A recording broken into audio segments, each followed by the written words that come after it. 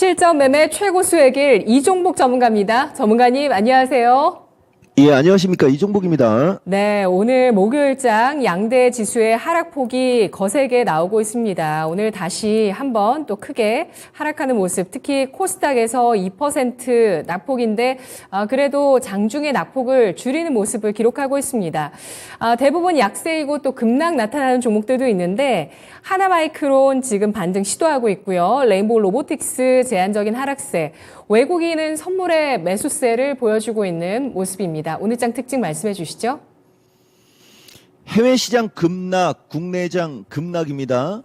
얘기해드렸는데 오늘 얘기가 아마 내가 11월 달이든 연말에 가서 분명히 오늘 얘기 또 내 습관상 여기 이종복 방송 꾸준히 보는 분들은 이종복이가 본능적으로 하는 습관이 있죠. 아마 얘기할 것 같을 수 있는 되게 중요한 날이고 한번 얘기해 볼게요. 결국은 지금 미국 시장이 실적 이슈까지 왔습니다. 어제 미국장 급락한 거는 마이크로소프트는 긍정적인 실적을 내서 양호하게 움직이면서 장을 받쳐주다가 저 구글이죠. 알파벳이 저렇게 폭락이 나온 경우가 상당히 드물거든요. 알파벳이 저렇게 폭락이 나오면서 아마존까지 영향을 받고 전체적으로 종목들이 급락이 나오면서 결국은 찍을 자리를 찍었어요, 여러분.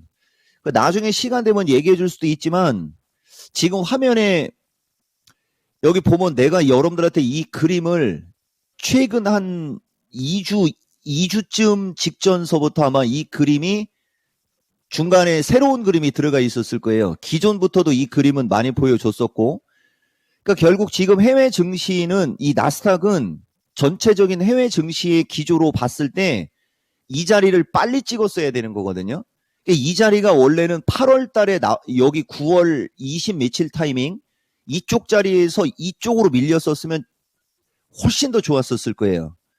근데 이제 버티다가 다시 밀리니까 우리나라 이쪽하고 같은 흐름이 돼 있는 거거든요. 그래서 이 각이 가파르다 보니까 이제 이게 무서워서 내가 여러분들한테 뭐 조금 공격적인 얘기는 안 한 겁니다.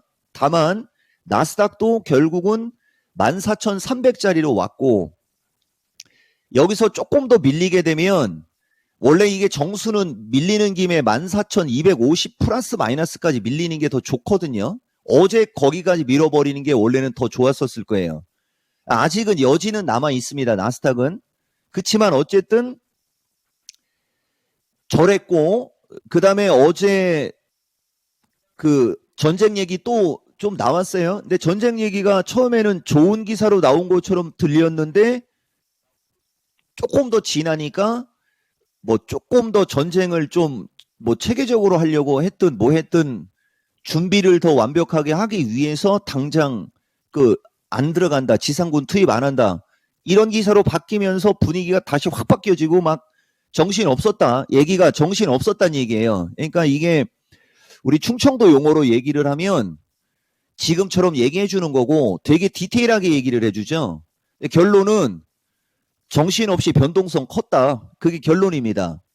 그래서 나스닥은 결국은 찍을 자리를 지금 찍은 게 이제 긍정으로 바뀌는 거고 어차피 빠질 자리니까 여기서 조금 더 밀려서 14,250 플러스 마이너스 그 다음에 마디가로 얘기하면 14,000 이 정도거든요.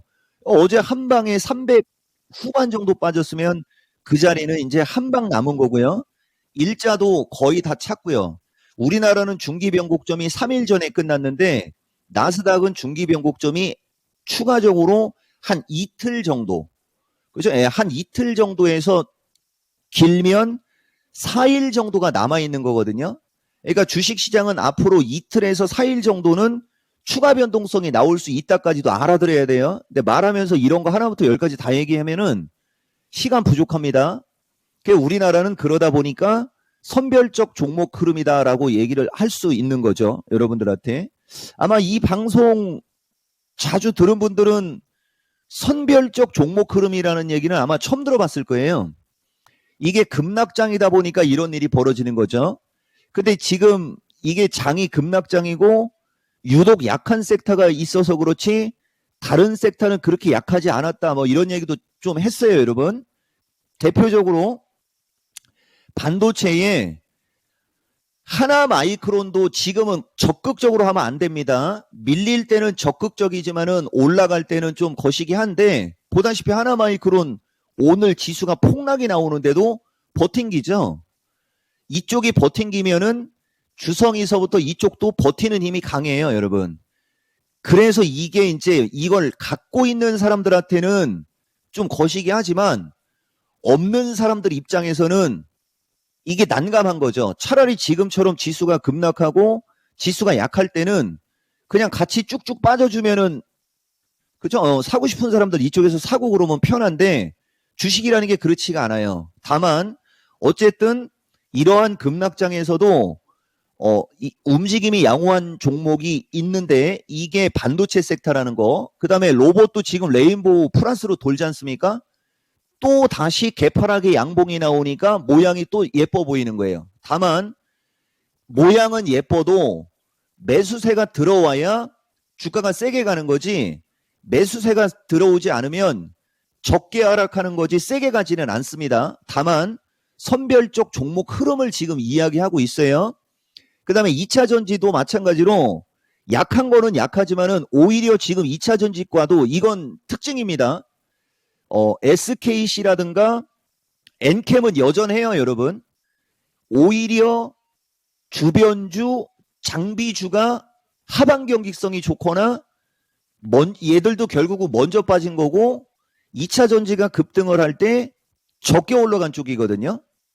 그러니까 원래 이렇게 낙폭과대 장이 있거나 이런 급락장에서는 이 종목을 선별하는 법하고 이런 걸 달리해야 되는데 정수로 그냥 얘기해 드린 거예요. 그리고 내가 좀 이따 시간 되면 얘기는 해 드릴게요. 그래서 지금 보면 우리나라 지수도 312자리에 와 있고요. 요건 좀 이따 얘기할게요. 종목들도 약한 섹터가 유독 약한 게 특징이어서 그렇지 적절하게 움직일 수 있는 종목들은 지수가 급락을 함에도 불구하고 버티는 힘은 강하다. 그게 지금장 특징이다. 정리할 수 있습니다.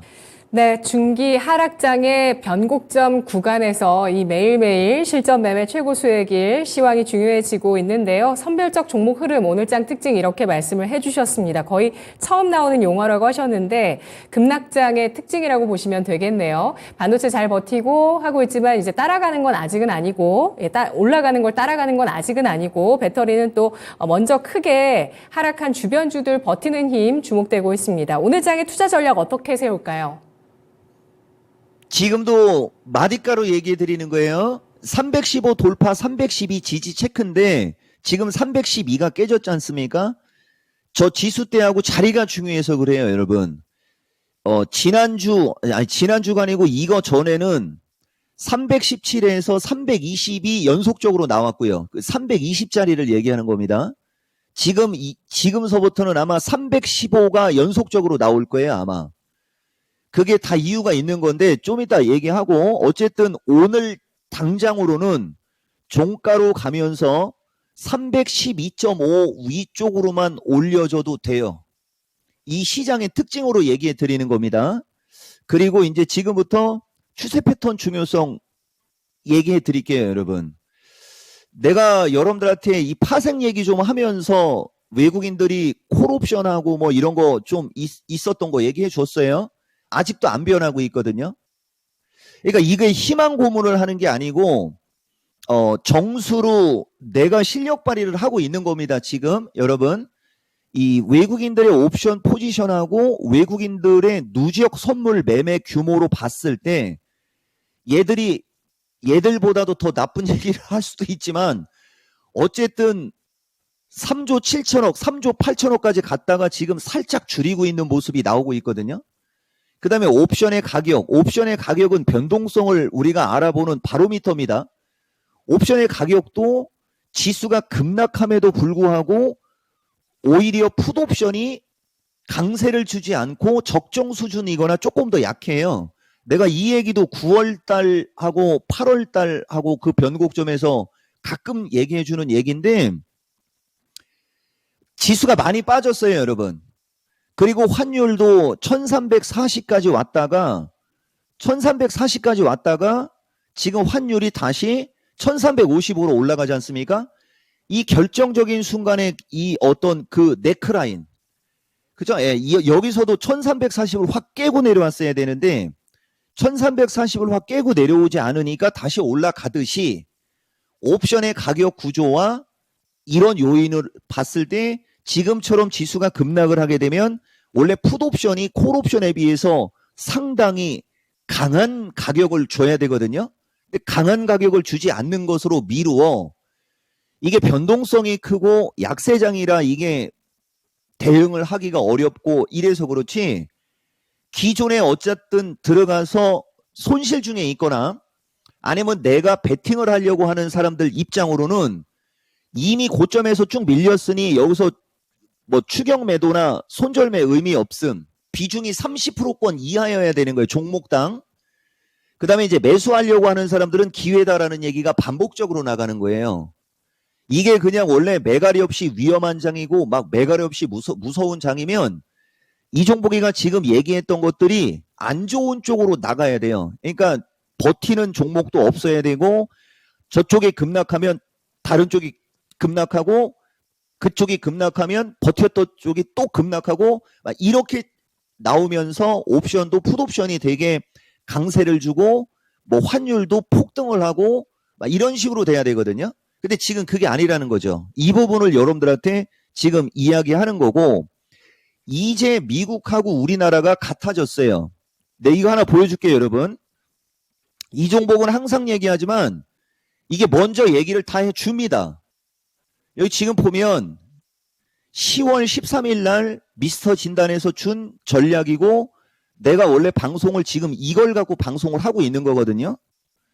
여기 지금 보면 밑으로 밀리고 있는 기세에 요 323에서 329군 정도가 매수할 수 있는 위치라는 얘기가 들어가 있어요, 여러분. 이 지점에서 버텼고 지난 엊그저께 화요일 날이었죠. 밑으로 쭉 밀리다가 320쪽으로 쳐 올려준 그 타이밍을 얘기하는 겁니다. 그 일이 있은 후 미국장이 급락하면서 다시 밀리잖아요. 그럼 여기 보면 315에서 312짜리예요. 그러니까 이미 10월 13일 날 315에서 312짜리는 나와 있는 거고 이 정도 언저리까지 와야 매수할 만한 어떤 이게 나온다라고 이 보이는 시장이었다는 거죠. 여기 보면 이게 8월 18일에서 23일 변곡점부터 이야기하고 있는 것 하면서 얘기했잖아요. 여기까지예요, 여러분. 여기가 우리가 기술적으로 할 수 있는, 그러니까 원래 약세장, 폭락장은 지금과 같은 기술적 분석 자체도 안 먹혀야 되는 거예요. 근데 지금은 지수가 급락하고 막 쭉쭉쭉쭉 밀리지만 이 기술적 분석이 들어맞고 있는 시장이라는 거죠. 그러니까 정상적인 거예요. 다만 이제 변동성이 큰 것 때문에 문제가 되기 때문에 여러분들이 선별적으로 하거나 이 매수하고 막 이러는 거를 좀 가려야 되는데 여기서 아주 말 나온 김에 끝까지 한번 가볼게요, 여러분. 여기 지금 보면 내가 여기 그려놨던 이 선들 보이시죠, 여러분? 이 선들 지금 하단 얼추 내려와 있잖아요. 여기서 밀리면 이제 이게 나스닥이 14,000을 깼을 때 나올 수 있는 특징도 알려줄게요. 나스닥이 14,000을 깨고 내려갈 때 우리나라는 307 플러스 마이너스거든요. 여기까지 먼저 밀리거나 여기까지 밀려도 괜찮은 장이에요. 그러니까 나스닥이 이쪽에서 약할 때, 이쪽에서 이렇게 약할 때 우리나라가 여기에서 이 반등을 주지 않고 차라리 이쪽으로 밀렸으면 더 좋았을 거라는 거죠. 그러니까 어차피 이쪽으로 밀릴 수 있는 시장이 나스닥이 올라가면서 올라갔으나 결국은 330을 못 넘어가면서 또다시 이 각을 가파르게 만들어 놓은 것 때문에 매수세가 약한 겁니다. 그러니까 우리 같은 사람들이 공격성을 발휘를 안 한다는 얘기죠. 이게 지금 애드립 들어온 거죠, 여러분? 예, 그래서 어쨌든 중요한 거는 제일 좋은 거, 나스닥이 이쪽으로 밀리고 우리나라가 이쪽까지 밀리는 게 제일 좋은 거. 이게 빨리 오면 좋아요. 다만 이쪽으로 안 와도 얘들이 이쪽으로 올라가게 되면 우리나라는 반등이 순간적으로 세게는 나올 수 있어요. 대신 또 320 정도 가면은 또 걸리겠죠? 이런 식으로 움직이면서 이제 구조적인 이슈나 구조적인 문제가 해결되면 뭐 이제 자기가 갈 길 가겠죠. 지금 추세 패턴의 중요성 얘기해 드리는 거예요, 여러분. 그건 시장으로 얘기하면서 어떠한 대응에 대한 팁을 지금 얘기하는 거예요. 그래서 혼자 하거나 만약에 좀 거시기 하다, 뭘 봐야 될지 모르겠다. 그러면 달러와 환율을 보시면 돼요. 그 다음에 이제 대응이 되는 분들은 낙폭과대 시장에 맞는 어떤 그 특징을 갖고 대응한다면 뭐 큰 무서움은 없습니다. 다만 한 가지 변동성은 조금은 더 나올 수 있다. 이렇게 말씀드리겠습니다. 네, 지금 헤라님께서 또 나스닥 지수 질문을 해주셨는데 저희 방송 시간 여기까지여서 마무리를 합니다만 또 이종복 전문가가 채팅창을 다 체크하시니까요. 필요하신 부분 아마 또 녹여서 전략의 말씀을 해주실 겁니다. 전문가님 고맙습니다. 이따가 랭킹쇼에서 물어보라고 하세요. 랭킹쇼 헤라님 와주세요. 이종복 전문가 질문 받는다고 합니다. 오늘 여기까지입니다. 고맙습니다. 예, 고맙습니다. 근데 방송에서 질문 받아도 됩니까? 생방송에서? 이종복입니다. 네, 이종복 전문가의 오늘 추세 패턴의 중요성 전략이었습니다. 지금까지 투자 판단에 도움드릴 수 있는 내용들 알아봤고요. 다만 주가의 상승과 하락은 보장하지 않는다는 점 유의하시면서 투자하시면 좋겠습니다. 남아있는 변동성 어떻게 컨트롤할지 이 시간 계속 함께해 주세요. 내일 뵙겠습니다. 고맙습니다.